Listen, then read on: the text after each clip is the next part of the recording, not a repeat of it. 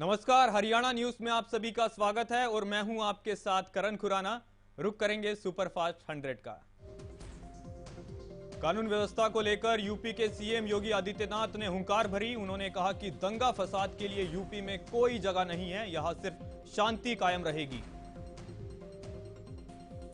CM योगी ने कहा कि रामनवमी के दिन 10 राज्यों में हिंसा हुई, लेकिन यूपी में ऐसा कोई मामला सामने नहीं आया। उन्होंने कहा कि यह यूपी के विकास की नई सोच दिखाता है। कर्नाटक में बढ़ती सांप्रदायिक घटनाओं के बीच बीजेपी के अंदर ही आवाज उठने लगी है। दरअसल कर्नाटक के पूर्व मुख्यमंत्री बीएस येदियुरप्पा ने बढ़ती सांप्रदायिकता घटना को लेकर चिंता जताई।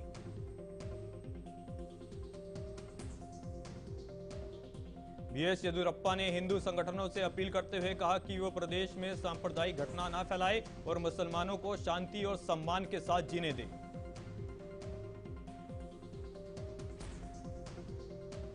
मध्य प्रदेश के खरगोन में हुई हिंसा पर किए गए अपने ट्वीट से कांग्रेस नेता दिग्विजय सिंह मुश्किल में फंस गए हैं। दरअसल उनके खिलाफ भोपाल, ग्वालियर और जबलपुर समेत कई जगह एफआईआर दर्ज की गई है। मध्य प्रदेश सरकार ने दिग्विजय सिंह का ट्विटर अकाउंट ब्लॉक करने की मांग भी की। सरकार की ओर से इसके लिए ट्विटर को एक पत्र भी लिखा गया है। दिग्विजय सिंह ने सोमवार को एक फोटो शेयर की थी जिसमें एक शख्स मस्जिद की मीनार पर चढ़कर भगवा झंडा लगाते दिखाई दिया था। हालांकि तस्वीर गलत निकलने के बाद उन्होंने फोटो डिलीट कर दी थी। अमेरिका के न्यूयॉर्क में एक मेट्रो स्टेशन पर मंगलवार सुबह एक हमलावर ने लोगों पर ताबड़तोड़ गोलियां चला दी। इस हमले में 13 लोग घायल हो गए। हालांकि किसी की भी घायल की स्थिति जानलेवा नहीं है। हमले को अंजाम देने के बाद हमलावर मौके से फरार हो गया, लेकिन रेलवे स्टेशन की तस्वीर काफी डरावनी है। चारों तरफ खून बिखरा हुआ नजर आ रहा। ब्रुकलिन के 36 स्ट्रीट मेट्रो स्टेशन पर हमला पीक ओवर पर किया गया। हमलावर गैस मास्क पहनकर आया था और उसने निर्माण कार्य से जुड़े कपड़े पहने हुए थे। ब्रुकलिन के मेट्रो स्टेशन पर हुई भीषण गोलीबारी की घटना को लेकर न्यूयॉर्क पुलिस ने हमलावर की पहचान करने का दावा किया है। पुलिस के मुताबिक शख्स का नाम जेम्स है। पुलिस के मुताबिक जेम्स ने यूहाल वैन किराए पर ली थी जो शूटिंग से जुड़ी हो सकती है। साथ ही वैन की चाबी भी घटनास्थल पर मिली है। न्यूयॉर्क पुलिस के मुताबिक मेट्रो स्टेशन पर हुई गोलीबारी आतंकी घटना नहीं है। पुलिस फायरिंग के नजरिए से मामले की जांच कर रही है। अमेरिकी राष्ट्रपति जो बाइडेन ने ब्रुकलिन में हुई गोलीबारी की घटना को कायरतापूर्ण घटना बताया। बाइडेन ने कहा कि जिन लोगों ने भी इस घटना को अंजाम दिया है उन्हें छोड़ा नहीं जाएगा।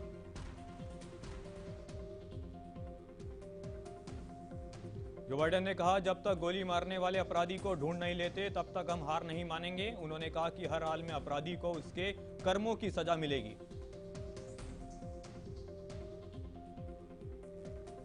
रूस और यूक्रेन के बीच जंग 39वें दिन भी जारी है। रूसी हमले में यूक्रेन के कई शहर तबाह हो चुके हैं, लेकिन दोनों देशों के बीच इस संघर्ष का अंत होता नजर नहीं आ रहा है। यूक्रेन के राष्ट्रपति जेलेंस्की ने बड़ा बयान दिया। उन्होंने कहा कि रूसी सेना पहले ही पूरे यूक्रेन को तबाह कर चुकी है। अब हम उन्हें हमारे किसी भी हिस्से पर कब्जा नहीं करने देंगे।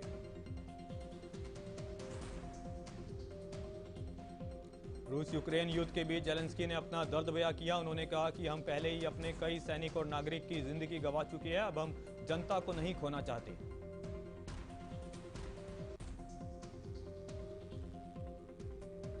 रूस के राष्ट्रपति पुतिन ने एक बार फिर पश्चिमी देशों को आग दिखाई। उन्होंने कहा कि रूस और यूक्रेन युद्ध में दखल दिया तो पश्चिमी देशों को गंभीर अंजाम भुगतने होंगे।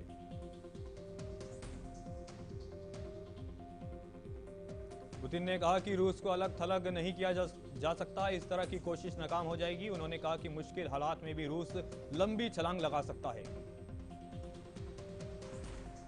पुतिन ने कहा कि यूक्रेन में रूसी सैनिक पूरी बहादुरी के साथ सैन्य अभियान को अंजाम दे रहे हैं। वो इस अभियान में आधुनिक हथियारों का इस्तेमाल भी कर रहे हैं। रूसी राष्ट्रपति के करीबी को यूक्रेनी खुफिया एजेंसियों ने एक विशेष अभियान में गिरफ्तार कर लिया है। यूक्रेन की खुफिया एजेंसियों ने टेलीग्राम चैनल पर विक्टर को गिरफ्तार करने की पुष्टि की।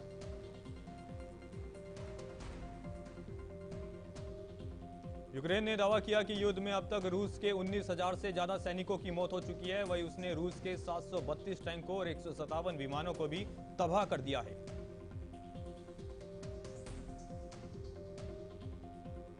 रूसी हमलों में यूक्रेन के कई शहरों को नुकसान हुआ है, लेकिन कीव के आसपास के इलाकों में रूसी सैनिकों ने सबसे ज्यादा कहर बरपाया।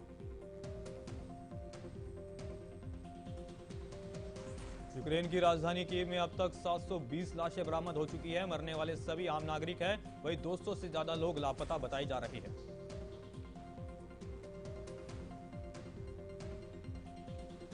देश में बढ़ती महंगाई के बीच मुंबई में रहने वाले लोगों को एक बार फिर बड़ा झटका लगा है। दरअसल मुंबई में एक हफ्ते में दूसरी बार सीएनजी पीएनजी के दामों में बढ़ोतरी हुई है। महानगर गैस लिमिटेड ने मुंबई में सीएनजी की कीमत में 5 रुपए प्रति किलोग्राम की बढ़ोतरी की है। वहीं पीएनजी की कीमत में 4.5 रुपए की बढ़ोतरी की गई। महंगाई से त्रस्त देश को कैब कंपनी उबर के बाद अब ओला ने बड़ा झटका दिया है। दरअसल उबर के बाद अब ओला ने भी अपने किराए में बढ़ोतरी का ऐलान कर दिया है।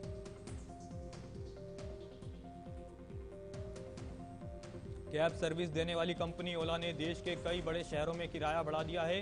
कंपनी ने मिनी और प्राइम कैब सर्विस पर किराए में 16% तक की बढ़ोतरी की। देश में कोरोना के मामलों में गिरावट का सिलसिला लगातार जारी है। पिछले 24 घंटे में कोरोना वायरस के 1000 से ज्यादा नए केस सामने आए हैं।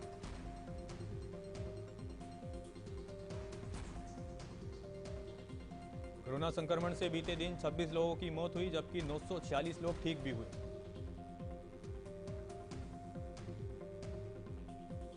कोरोना संक्रमण के नए मामलों की पुष्टि के बाद अब देश में कुल 10,000 से ज्यादा एक्टिव केस है।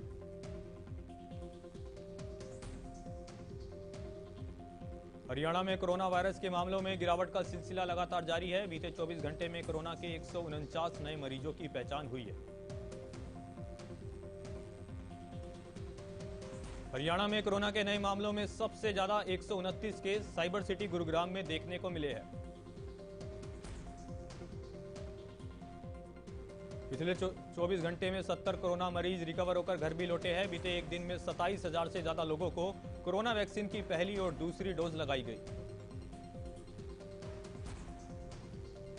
अंबाला छावनी के सुभाष पार्क में योगा फेडरेशन की तरफ से बैसाखी के उपलक्ष्य पर रंगारंग कार्यक्रम का आयोजन किया गया, जिसमें हरियाणा के गृह मंत्री अनिल विज ने बतौर मुख्य अतिथि के तौर पर शिरकत की।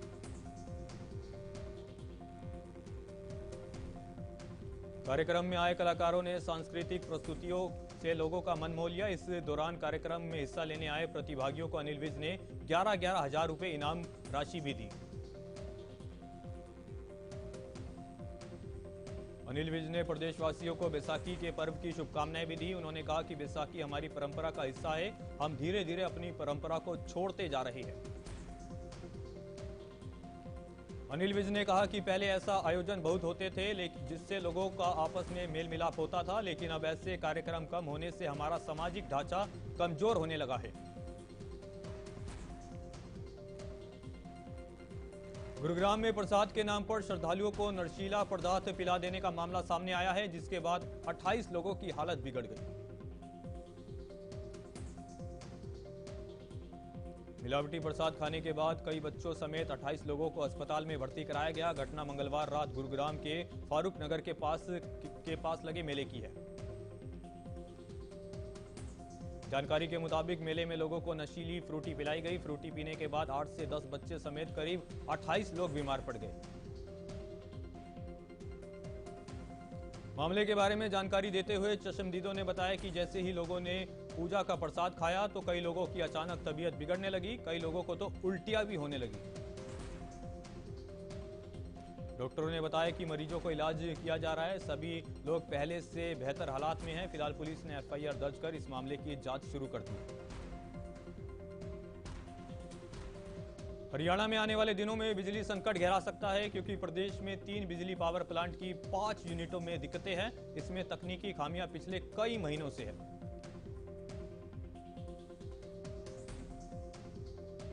अडानी ग्रुप के थर्मल प्लांट से मिलने वाली बिजली हरियाणा को नहीं मिल रही है। अडानी ग्रुप पिछले साल अगस्त 2021 से ही बिजली सप्लाई की आपूर्ति नहीं कर रहा है। अंतर्राष्ट्रीय बाजार में कोयले के रेट बढ़ने के चलते अडानी कंपनी हरियाणा को बिजली आपूर्ति नहीं कर रही है। कंपनी ने हरियाणा से 2035 तक ₹2.53 प्रति यूनिट के हिसाब से करार किया हुआ है। अडानी ग्रुप ₹2.53 पर हरियाणा को बिजली देने को तैयार है, लेकिन कंपनी कोयले के बड़े रेटों के लिए अलग से राशि चाहती है। इसी को लेकर पेच फंसा हुआ है।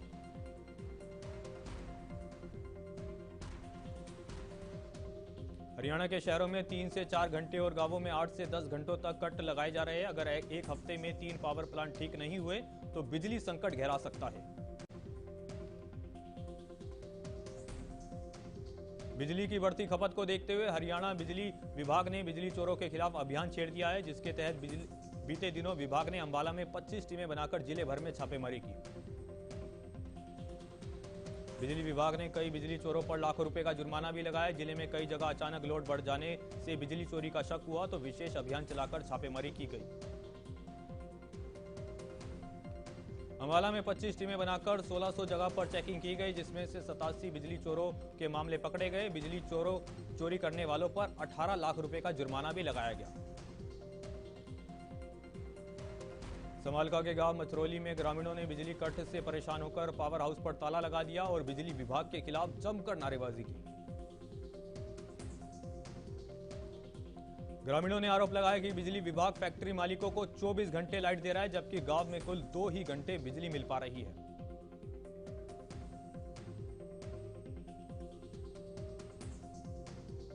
लोगों ने कहा कि गांव में पावर हाउस लगाने के लिए पंचायत ने करीब 4 एकड़ जमीन दी थी, इसके बावजूद उन्हें बिजली नहीं मिल रही।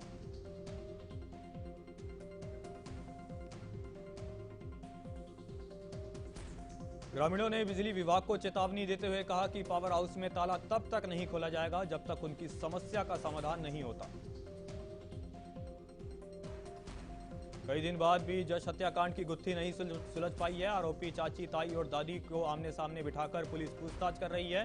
वहीं आज आरोपी चाची को फिर से कोर्ट में पेश किया जाएगा। देश में 10 अप्रैल से 18 साल से ज्यादा उम्र के लोगों को कोरोना वैक्सीन की बूस्टर डोज लगना शुरू हो गई है। इसी कड़ी में गुरुग्राम के निजी अस्पतालों में भी 18 से 59 साल के लोगों को बूस्टर डोज लगाई जा रही है। स्वास्थ्य विभाग के निर्देशों के अनुसार निजी अस्पतालों में बूस्टर डोज के लिए लोगों को 386 रुपए देने होंगे। ये बूस्टर डोज अभी सिर्फ निजी अस्पतालों में उपलब्ध होगी। गुरुग्राम में फिलहाल 25 केंद्रों पर लोगों को बूस्टर डोज लगाई जा रही है। हालांकि 60 साल या इससे ऊपर के लोगों को सरकारी केंद्र पर फ्री में बूस्टर डोज लगाई जा रही है।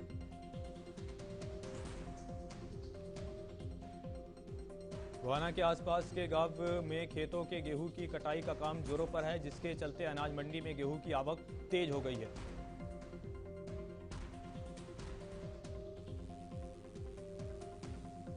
गोहाना की अनाज मंडी में अभी तक 2,10,000 क्विंटल से ज्यादा गेहूं की सरकारी खरीद हो चुकी है, लेकिन मंडी में गेहूं के उठान का काम धीमी गति से चल रहा है। मंडी में गेहूं लेकर आने वाले किसानों को गेट पास के लिए परेशानी का सामना करना पड़ रहा है। वहीं इस वजह से मंडी के बाहर जाम की स्थिति दिखाई दी।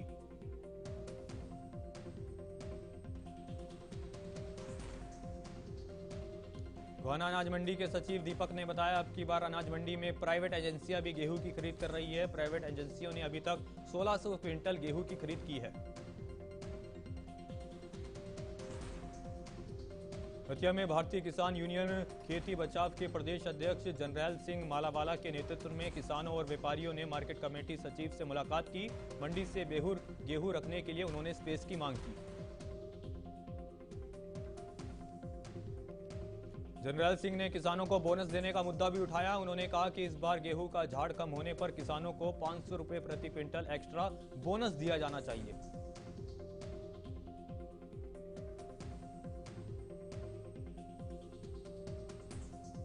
पेट्रोल, डीजल और सीएनजी की बढ़ती कीमतों के बीच सब्जियों के दाम भी आसमान छू रहे हैं। नींबू ने तो आम आदमी के बजट को ही खट्टा कर दिया है।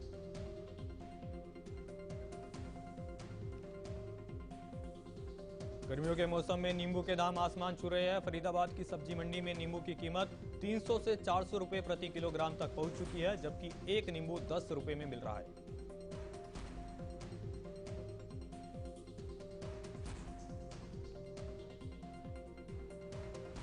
पेट्रोल और डीजल के बढ़ते दामों से परेशान होकर लोगों ने सीएनजी की तरफ रुख किया था, लेकिन अब सीएनजी के बढ़ते दामों ने भी लोगों की परेशानी बढ़ा दी है। फरीदाबाद में सीएनजी के बढ़ते दामों से वाहन चालक परेशान हैं। वाहन चालकों ने कहा कि ऐसा कोई दिन नहीं जाता जब सीएनजी के दाम में बढ़ोतरी ना हो।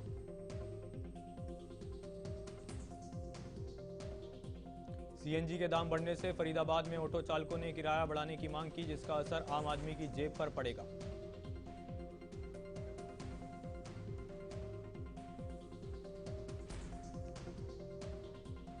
नशाखोरी, चोरी और छीना झपटी की वारदातों को लगाम लगाने के लिए अंबाला की डेहा कॉलोनी और उसके आसपास के इलाके में एक अभियान चलाया गया। इस कॉम्बिंग अभियान में संदिग्ध जगह की तलाशी ली गई।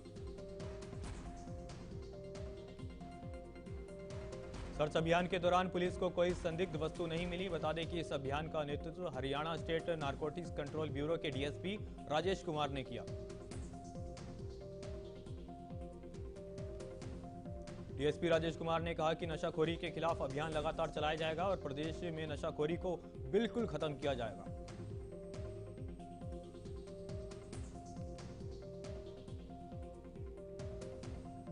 स्वास्थ्य विभाग ने आउटसोर्सिंग पर रखे गए 3000 कर्मचारियों को नौकरी से निकाल दिया है। इनमें खानपुर महिला मेडिकल कॉलेज के 70 कर्मचारी भी शामिल हैं। खानपुर मेडिकल कॉलेज से कर्मचारियों को निकालने पर सोनीपत में मिनी सचिवालय पर विरोध प्रदर्शन किया गया और प्रशासन से बहाली की मांग की।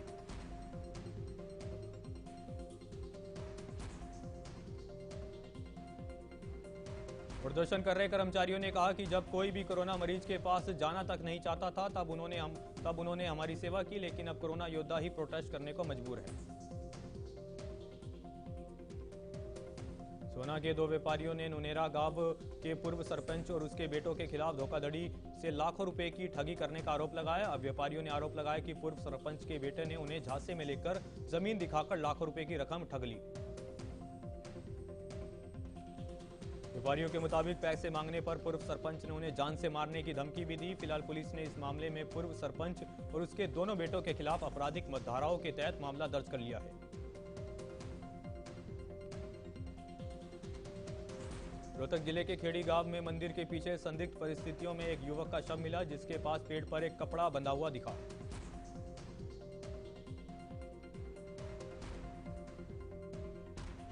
घटना सूचना मिलते ही पुलिस और एफसीएल की टीम मौके पर पहुंची। पुलिस ने कहा कि पोस्टमार्टम रिपोर्ट आने के बाद ही मौत के वास्तविक कारणों का खुलासा हो पाएगा।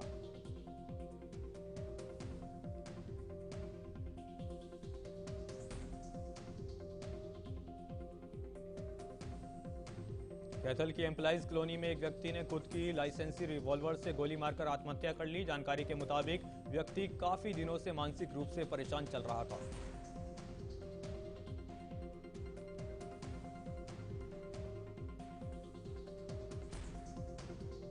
गोना रोहतक रोड बाईपास पर एक कैंटर अचानक पलट गया, जिससे सड़क के दोनों तरफ लंबा जाम लग गया। हालांकि हादसे में किसी के हताहत होने की कोई खबर नहीं है।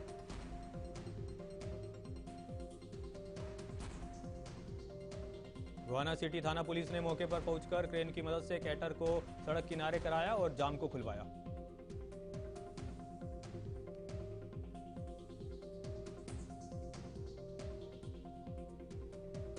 करनाल की पुरानी सब्जी मंडी में ठगों ने महिला को ठगी का शिकार बनाया। दरअसल गाड़ी में बैठी महिला को पैसे का लालच देकर बदमाश करीब 10 लाख का सोना और 1 लाख रुपए से ज्यादा का कैश लेकर फरार हो गए।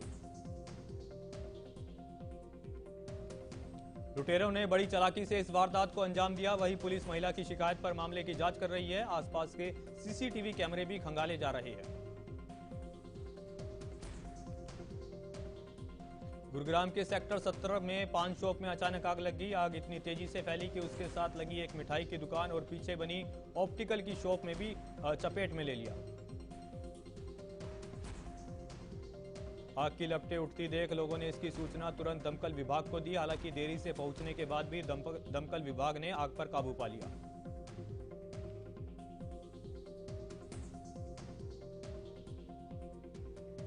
पुलिस ने आग लगने के कारणों की जांच शुरू कर दी है। शुरुआती जांच में शॉर्ट सर्किट आग लगने की बड़ी वजह बताई जा रही है।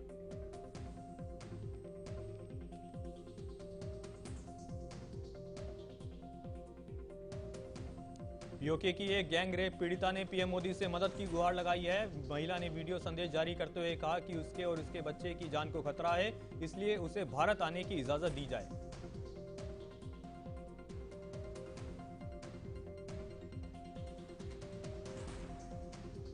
पीएम से मदद की गुहार लगाने वाली महिला का नाम मारिया ताहिर है। उसका कहना है कि पाकिस्तान में उसे और उसके बच्चे को मौत की धमकी मिल रही है। पाकिस्तान में सत्ता परिवर्तन के बाद भी हालात सामान्य नहीं हुए हैं। यहाँ का एक वीडियो वायरल हो रहा है जिसमें पीटीआई और पाकिस्तान पीपुल्स पार्टी के कार्यकर्ता एक दूसरे के साथ मारपीट करते हुए नजर आए। कनाडा में 21 साल के भारतीय छात्र कार्तिक वसुदेव की हत्या के मामले में पुलिस को बड़ी सफलता मिली है। दरअसल पुलिस ने इस मामले में एक संदिग्ध को गिरफ्तार कर लिया है।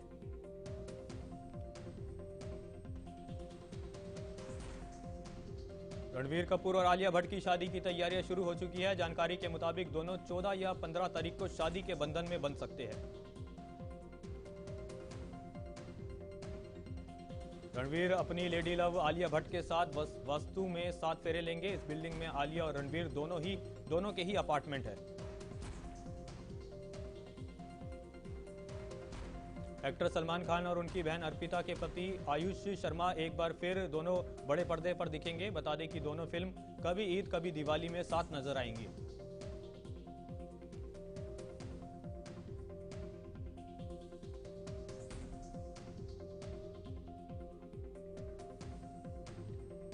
फिल्म केजीएफ 2 के एक्टर यश के लिए उनके फैंस ने एक पोर्ट्रेट तैयार किया है। बता दें कि ये पोर्ट्रेट 23,000 से ज्यादा किताबों की मदद से बनाया गया है।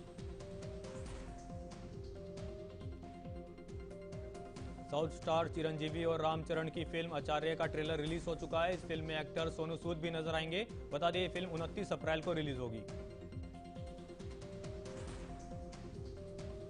शिल्पा शेट्टी की मां सुनंदा शेट्टी को कोर्ट से बड़ी राहत मिली है। दरअसल धोखाधड़ी के एक केस में मुंबई की कोर्ट ने एक्ट्रेस की मां को जमानत दे दी है।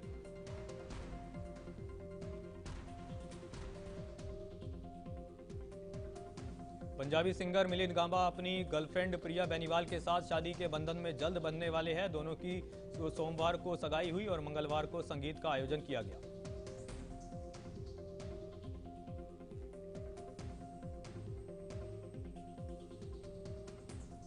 फिलहाल के लिए सुपरफास्ट 100 में इतना ही। देखते रहे हरियाणा न्यूज।